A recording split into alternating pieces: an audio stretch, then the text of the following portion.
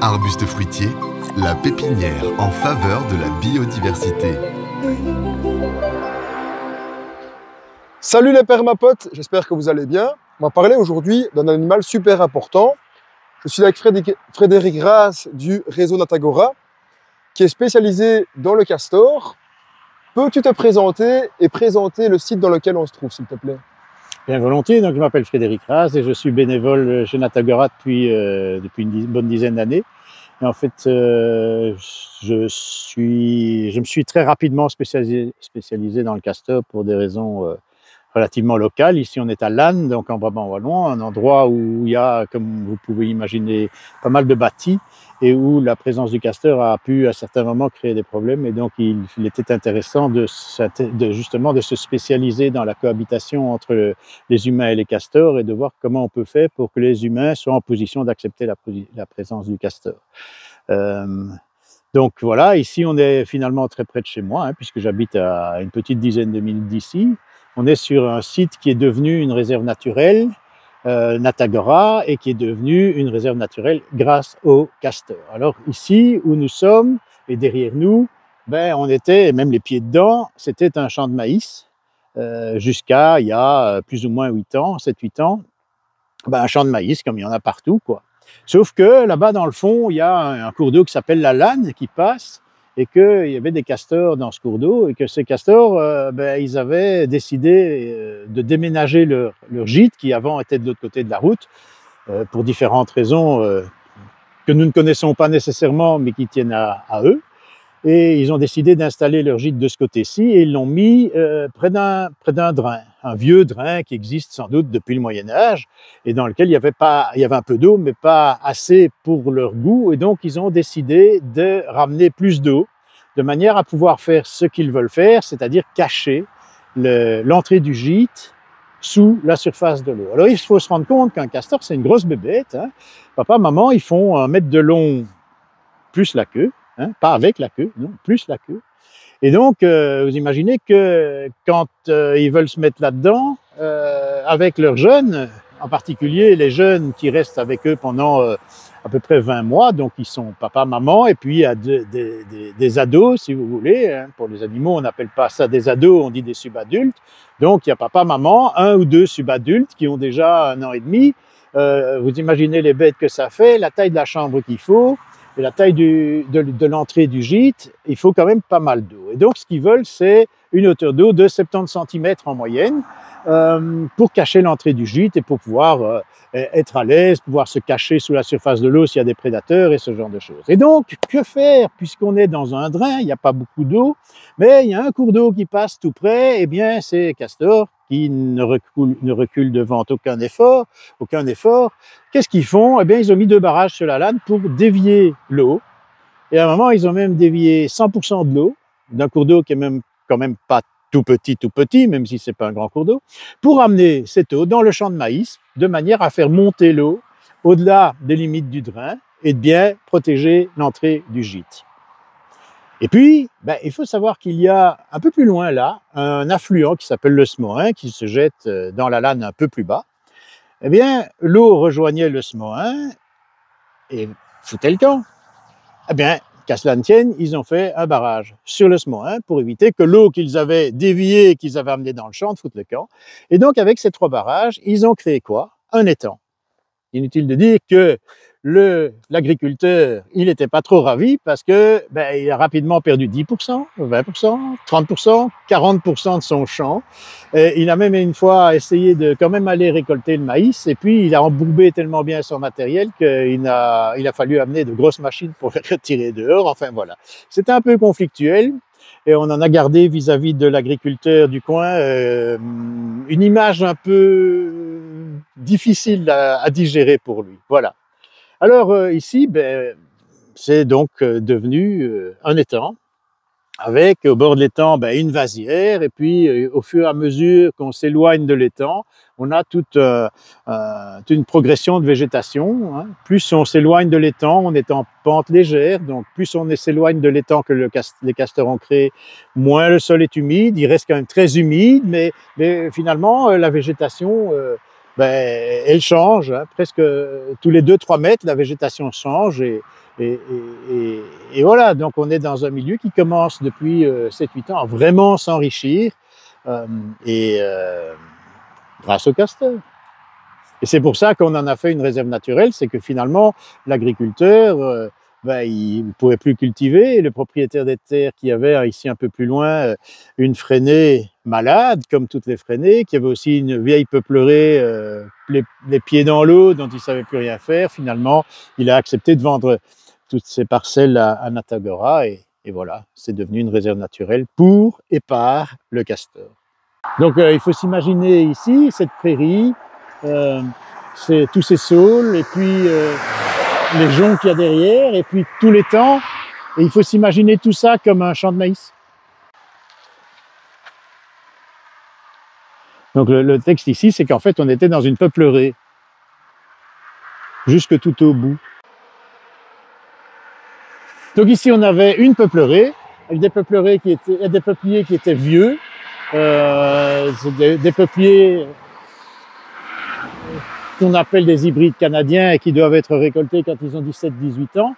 Là, ils avaient une trentaine d'années, ils étaient entrés en sénescence, ils n'avaient plus beaucoup de valeur commerciale et ils commençaient à perdre des branches, etc. Et donc, les gens s'inquiétaient un peu pour la piste cyclable, les voitures, etc. Et donc, on a fait tout abattre et cette peuplerée est devenue une zone ouverte. Une peuplerée, c'est pas très intéressant du point de vue biodiversité. Et en rouvrant le paysage ici, il y a, je pense, 3 ans, regardons un peu ce que c'est devenu. On commence à voir des fleurs qui s'amènent, on commence à voir toutes des végétations différentes. Quand on vient au printemps, il y a des grenouilles qui chantent dans tous les coins, il y a des oiseaux qui se reproduisent dans la partie étang, il y a des hérons qui chassent, il y a des aigrettes qui chassent. Voilà, c'est devenu magnifique et ça va devenir de plus en plus magnifique. Alors, beaucoup de gens dans le coin qui commencent maintenant, 3 ans après, à voir qu'en fait, ce qui était une peuplerée est en train de devenir quelque chose de beaucoup plus joli, mais il y a des gens qui n'accepteront jamais. Parce que l'avantage d'une peuplerée, c'est que c'est des troncs bien droits, bien alignés, là. Hein? Il y a rien de désordre, tout est bien aligné, tout est bien droit, etc. Il y a des gens qui aiment ça. Mais ça, c'est pas la nature. Ça, c'est la nature. C'est le fouillis, c'est j'ai envie de presque dire le bordel, quoi. Et j'oublie jamais ce présentateur de la BBC qui disait que pour la nature, mess is bliss. Donc, le bordel est une bénédiction.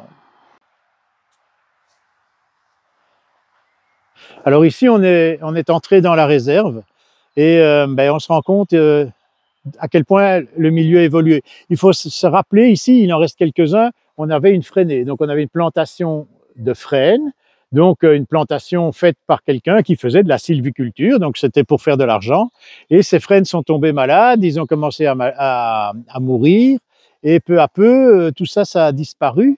Mais le coup de grâce a été porté par le fait que le castor, avec ses barrages, a inondé un peu partout, et que ces arbres ne sont pas faits pour pousser les pieds dans l'eau, et qu'ils ont commencé donc à trouver qu'il faisait franchement trop mouillé pour eux, et ils ont commencé à dépérir. On se rend compte ici, en regardant la végétation autour de moi, à quel point le milieu a changé. Il faut se rendre compte qu'on avait des arbres avec quasi rien en dessous d'un côté, et de l'autre côté la même chose, sauf que ce n'était pas des frênes, c'était des peupliers de l'autre côté. On voit que les peupliers sont morts, il en reste quelques-uns qui ont encore de la verdure, mais la plupart ils sont morts. Et on voit en dessous les massettes, et on voit ici autour de moi les rennes des prés, etc. Et on voit à quel point le milieu, en s'ouvrant et en devenant de plus en plus humide, a favorisé l'apparition de toute une végétation. Donc l'effet du castor, en ramenant de l'eau, en abattant des arbres aussi, parce qu'il mange les écorces en hiver, aussi parce qu'il a besoin de bois pour ses constructions, mais aussi parce qu'il rend le sol trop humide pour énormément d'essence d'arbres. En fait, le castor ouvre le paysage. En ouvrant le paysage, il ramène au sol de la lumière. Il a aussi, avec ses barrages, amené énormément d'eau. Donc, la végétation va commencer à se développer de manière extrêmement rapide, comme on le voit. Alors, en même temps, ou très rapidement, une fois qu'il y a de la végétation, il y a des fleurs, on voit tous les insectes qui commencent à arriver. Tous oui, beaucoup d'insectes, parfois aussi d'autres espèces animales qui profitent de la végétation, qui mangent la végétation ou qui en profitent pour se cacher, pour se reproduire, pour avoir une cachette pour dormir ou pour passer l'hiver, que sais-je encore. Mais donc après la végétation, on voit arriver les insectes et évidemment après, on voit arriver dans ces milieux les insectivores, c'est-à-dire tous ces animaux qui mangent les insectes. Ce sont des oiseaux, ce sont des grenouilles, ce sont toutes sortes d'oiseaux. Il y a même des mammifères, des petits mammifères qui peuvent manger des insectes. Et voilà, donc après, ben, il y a les prédateurs qui vont arriver et qui vont manger les mangeurs d'insectes. Et donc, on se retrouve avec toute la chaîne trophique, hein, toute la chaîne alimentaire qui est en train de redémarrer dans un endroit où il y avait en gros presque rien que de la sylviculture et de l'agriculture. Alors évidemment, on a aussi besoin de sylviculture et d'agriculture, mais on a un peu perdu l'équilibre qui permet à la nature de subsister et d'exister au milieu de toutes les activités humaines. En fait, le castor, ben, il met de l'eau partout, il fait des chenaux, il récupère des vieux drains. Ici, on est dans un ancien drain qui ne servait plus. Et en mettant un peu de l'eau partout, en mettant des barrages un peu partout, il ramène de l'eau partout et c'est ça qui transforme ce paysage en par endroits c'est marécageux, mais même là où c'est pas marécageux, il y a de l'eau partout, il y a des chenaux, il y a une nappe phréatique qui se met à affleurer, et c'est tout ça qui permet à cette végétation. Bon, ici on est en pleine saison des rennes des prés, évidemment, c'est assez spectaculaire, mais quand on va dans des années où il n'y a pas eu un printemps aussi difficile, il y a beaucoup plus de variétés de fleurs. On a des fleurs un peu toutes les couleurs. Ici, on a bien quelques myosotis qui traînent un peu bleus, là. Mais bon, par rapport à ce qu'on a les autres années, c'est moins fleuri. Mais bon, je pense que c'est simplement parce que les autres espèces de fleurs, elles vont être en fleurs plus tard. Alors ici, on est en un endroit un peu particulier parce qu'on est juste sous la confluence de la Lanne qui arrive de là et du Smoin qui arrive de là. Et donc, c'est ici que tout a commencé, juste au-delà de cette zone-là. Il faut s'imaginer un petit bois très propre, comme ça, un peu triste, sans beaucoup de végétation. Et puis, de l'autre côté, ben, il y avait encore quelques frênes qui traînaient. Et au-delà, on avait un champ de maïs. Et puis voilà, quoi, les castors sont passés par là. Nous, naturalistes, on est trop contents, mais bon, il y a des gens qui le sont moins, notamment l'agriculteur dont on parlait tout à l'heure, le pauvre, mais bon, la vie est ainsi faite que tout le monde ne peut pas être content en même temps. Bon, alors on voit bien à quel point le sol est spongieux ici, et tout ça est créé par c'est un effet indirect de la présence de tous ces barrages, hein. Il y en a sans doute 8 ou 10 ici autour de nous. Donc la nappe phréatique monte, le cours d'eau déborde, les barrages débordent, et voilà. Maintenant, la question que les gens posent souvent est comment ça va évoluer? Eh bien, on ne peut pas vraiment savoir, mais souvent ce qui se passe, c'est que les castors, ils vivent une bonne dizaine d'années, puis ils meurent. Et donc, le site peut être réoccupé très rapidement ou moins rapidement. Et s'il est réoccupé un peu moins rapidement, qu'est-ce qui va se passer? Eh bien, l'eau va baisser et le milieu va de nouveau changer vers un milieu plus sec, mais extrêmement riche, puisque tous ces alluvions se sont déposés. On a un sol extrêmement riche et on va retrouver une autre végétation différente, mais tout aussi luxuriante, tant que l'homme ne va pas décider de tout redomestiquer.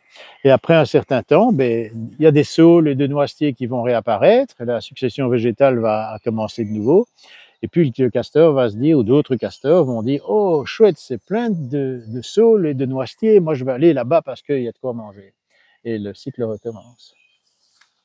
Et comme ce sont des milieux extrêmement riches avec des plantes nitrophiles, ça vient très rapidement. C'est la stratégie des plantes pionnières que de pousser très rapidement et d'envahir tout. Après, la succession végétale se met en branle et d'autres espèces vont arriver. On prend peu à peu la place des premières arrivées, donc des plantes plus pionnières. On va voir une autre végétation, on va voir plutôt des chênes s'installer, des érables, etc. Et au fil du temps, si la succession végétale n'est pas interrompue, soit par l'humain, soit par un retour de castor, ou que sais-je, on finira par se retrouver au niveau du climax, hein, comme on dit, le niveau climatique, qui est celui d'une forêt de hêtres. Mais ça, avec les castors dans les pieds, on ne va pas retourner jusqu'à ça. Ça n'a aucune chance. C'est ça qui est intéressant avec le castor, c'est qu'il va créer des milieux différents, sinon on se retrouverait qu'avec du hêtre, que du chêne ou que du tilleul au stade du climax. Oui, exactement. Et donc, en fait, il faut se rappeler que l'être humain, depuis très très très longtemps, a eu cette obsession d'assécher les zones humides pour pouvoir les exploiter, que ce soit pour mettre des champs ou des bâtiments. Et donc ici, le castor, il rétablit des milieux humides. Et toute cette végétation, toute cette faune aussi qui tourne autour de ces zones humides, et tout ça, c'est en danger parce qu'il n'y a plus assez de zones humides. Et quand on voit ce qui se passe avec le climat et les problèmes de sécheresse qui nous arrivent et les problèmes de manque d'eau potentielle, hein, on est dans un endroit où même, et malgré toute la pluie qui nous tombe dessus, ici en Europe occidentale, on prélève tellement d'eau dans le sol, dans les nappes phréatiques, que potentiellement, à terme, on va se retrouver en manque d'eau aussi. Hein, parce que l'agriculture, parce que l'industrie, tout ça, ça prélève énormément d'eau, et les ménages également. Et donc, le fait d'avoir une espèce comme le castor qui rétablit les milieux humides et qui rétablit, comment dirais-je, le remplissage des nappes phréatiques, c'est une parade par rapport au réchauffement climatique et au risque de sécheresse dont tout le monde sait qu'il nous pend au nez de plus en plus. Et donc, c'est très bien d'avoir des forêts différentes, hein, mais dans les fonds de vallée, permettre aux castors de rétablir des milieux humides, de rétablir des zones où il y a beaucoup d'eau, il n'y a rien à faire, on en a besoin par rapport à ces risques climatiques que nous avons. Bien là, tu es en train de filmer le cours d'eau, la Lanne, qui, il y a quelque temps, il se limitait à ça. Alors maintenant, ça a quand même un peu changé.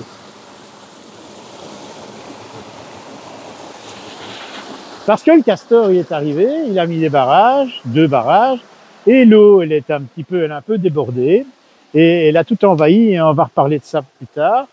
Ici, elle revient, et il y a heureusement un petit talus, ici, qui renvoie l'eau vers le lit de la Lanne, hein, et qui protège ce qui se passe de l'autre côté. Et d'ailleurs, si on avait un problème, il suffirait d'un peu rehausser ce petit talus, de manière à être certain que l'eau ne déborde pas, parce que, surprise, surprise, qu'y a-t-il de l'autre côté?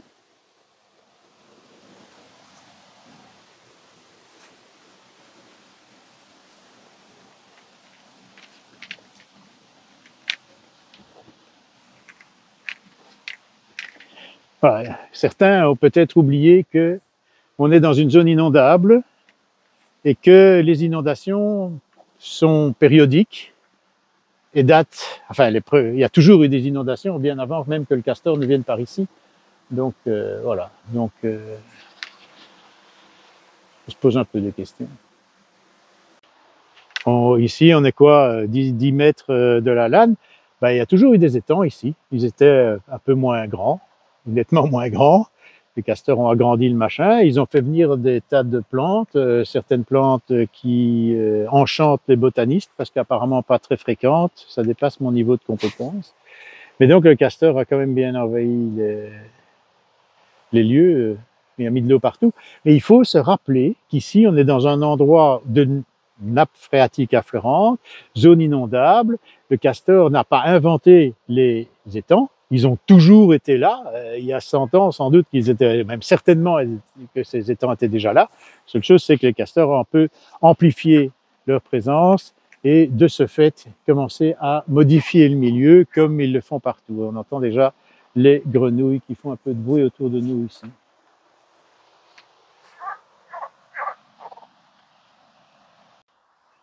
Bon, ici, encore une fois, on voit cet étang qui a toujours été là, mais ça s'étend un petit peu, il y a des arbres qui tombent, etc.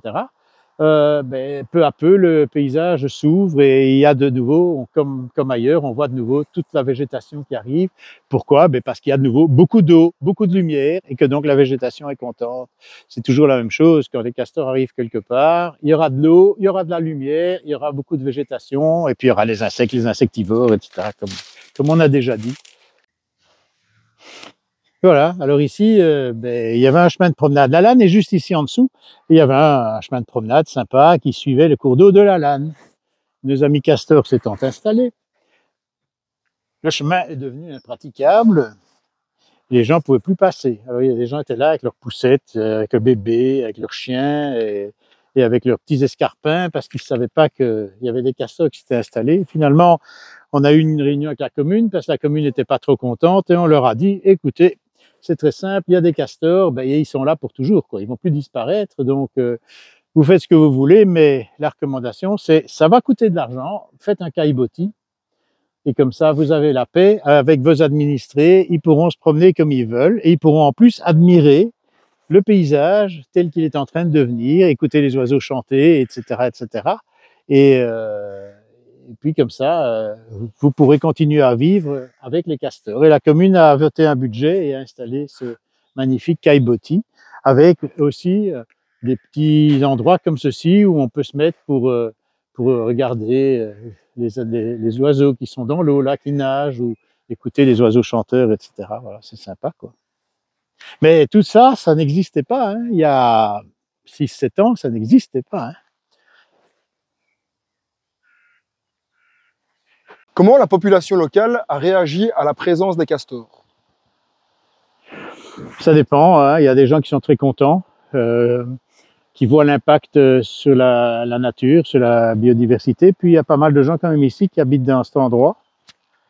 Un endroit un peu absurde parce que ça n'aurait pas dû être construit comme ça ici. Hein, c'est une ancienne papeterie et comme chacun sait, les papeteries s'installaient dans des endroits où il y avait beaucoup d'eau et donc c'était un peu construit comme qui dirait les pieds dans l'eau, donc carrément dans la nappe phréatique, quoi. Donc il se dit que certains de ces habitants ont de l'eau dans leur parking et dans leur cave qui sont souterrains. C'est pas étonnant puisque c'est la nappe phréatique qui est très haute, quoi.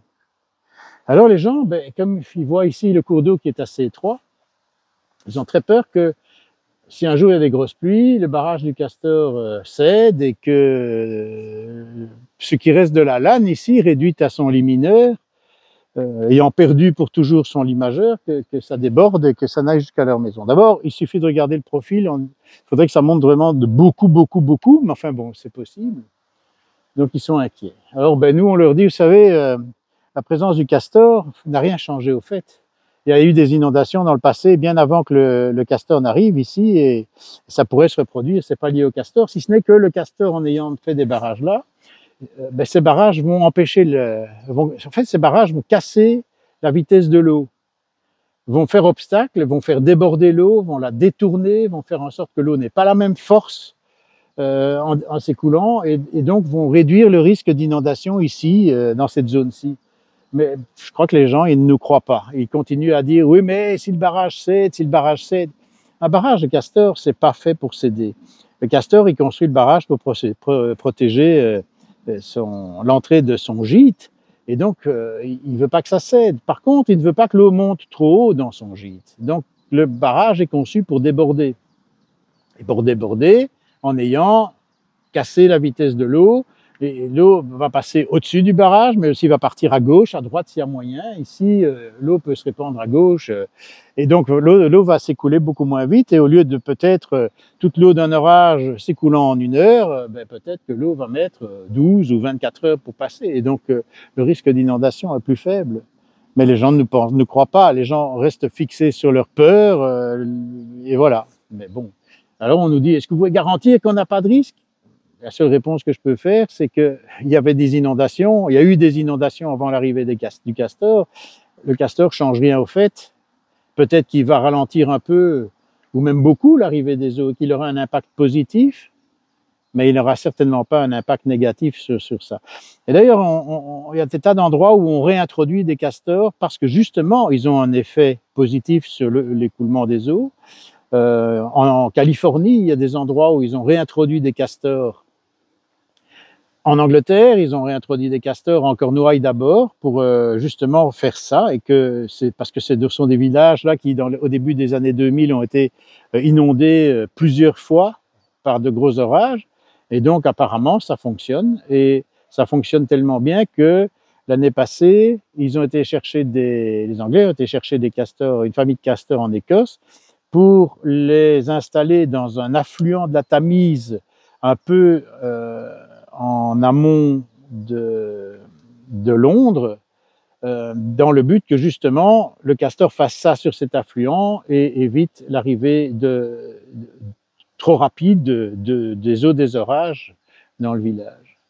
Donc, dans des endroits où on le fait sciemment pour cet objectif, ça a l'air de marcher. Bon, le problème, c'est d'arriver à convaincre ici les habitants que c'est comme ça que ça fonctionne et pas ce que pensent être un risque. Est-ce que le castor n'a donc que des effets positifs? Et il y a surtout des effets positifs. Mais bon, l'honnêteté impose de dire que oui, au fait, c'est aussi une espèce qui peut être encombrante. Et donc, il arrive effectivement que nous soyons consultés, que le groupe de travail castor que nous avons mis sur pied au sein de Natagora soit appelé, que ce soit par des riverains, par des communes ou par des autorités diverses, parce qu'il y a des soucis de cohabitation et qu'on ne sait pas nécessairement comment les gérer. Là-dessus, je veux dire que dans l'énorme majorité des cas, il existe des solutions qu'on peut appliquer. La majorité de ces solutions sont relativement faciles à installer et peu onéreuses. Il y a des dossiers qui sont plus compliqués et dans lesquels on doit vraiment réfléchir et chercher et chipoter un peu jusqu'à trouver un bon équilibre. Mais il y a très peu de cas où on doit dire qu'on n'arrive pas à gérer la présence des castors. C'est vraiment très, très peu de cas. Le plus facile, c'est de dire, bon, on va un peu baisser la hauteur du barrage de manière à limiter la hauteur de l'inondation. Ça, c'est une chose qu'on fait très fréquemment. Malheureusement, souvent, le castor reconstruit. Après un certain temps, on en a un peu marre de continuer à toujours réintervenir sur le barrage, donc on est obligé de partir à la recherche d'autres solutions qui existent. Mais bon, on ne va pas en parler ici parce que c'est très technique et que je ne pense pas que ce soit une bonne idée de trop faire la publicité de ces solutions, parce que si on ne sait pas comment les utiliser, comment les mettre en place, on risque plus d'avoir un échec qu'une réussite. Donc on garde ça un petit peu pour nous, parce que nous, on a fait des essais et on sait quand ça marche et quand ça ne marche pas, en gros. Donc le plus simple, c'est de nous contacter, nous envoyer un mail à castor au pluriel @natagora.be si vous voulez avoir une discussion sur ce qui se passe chez vous, si vous considérez que les castors sont un peu trop encombrants. Je me trouve du côté de la Roche, sur une autre zone où se trouvent les castors. On peut encore voir qu'ils ont modifié la zone. Il y a plusieurs terrasses avec plusieurs barrages à chaque fois. De base, le cours d'eau était assez petit, il faisait peut-être 1 mètre ou 2 mètres de large. Là, on voit qu'il y a une belle zone humide qui s'est créée. Il doit sûrement y avoir plusieurs familles, mais je n'ai pas trouvé le garde-manger ni la cabane. La végétation est beaucoup trop dense. Et dès qu'on va un petit peu s'aventurer, la végétation est aussi... c'est une végétation vraiment de milieu typiquement humide. Et en fait, on s'embourbe très très vite. On peut voir que la végétation qui l'accompagne est encore la même qu'à l'Asne. Ici, on peut retrouver beaucoup d'aules glutineux ou encore la reine des prés. Donc là, le rôle du castor est souvent méconnu, mais il est indispensable dans nos écosystèmes pour recréer ce type de milieu. On devrait plutôt s'inspirer du castor pour ralentir, stocker, infiltrer l'eau, plutôt que à chaque fois l'évacuer, que de trouver qu'elle soit source de problèmes, alors que c'est super important pour la vie. Donc faisons plutôt comme le castor, plutôt que l'inverse. Le but de la vidéo n'était pas de voir des castors, mais plutôt de comprendre son rôle dans l'écosystème. J'espère que celle-ci vous aura aidé à y voir plus clair.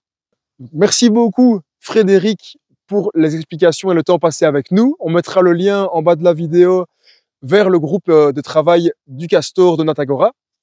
J'espère que la vidéo vous a plu. N'hésitez pas à lâcher un petit like, à écrire un commentaire et à vous abonner à la chaîne. À bientôt les permapotes!